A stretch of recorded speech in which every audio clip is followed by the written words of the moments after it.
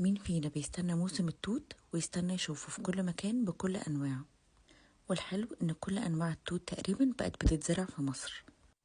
قبل ما أقولكوا على فوائده تعرفوا إن الفراولة والحرنقش من أنواع التوت، بس الموسم بتاعهم أطول شوية وبيخلص قبل موسم التوت واللي بيستمر شهر واحد بس تقريبا.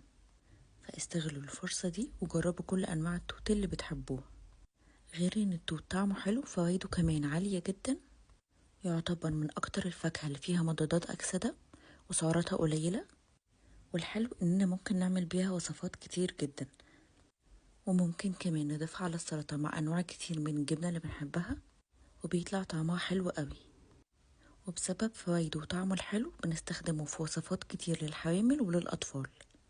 ممكن نجيبه من فين؟ في الوقت ده هتلاقوه موجود في كل الشوارع أو السوبر ماركت الكبيرة. أول ما تلاقوه هاتوه على طول لأنه مش بيستمر فترة طويلة. بالهنا والشفا.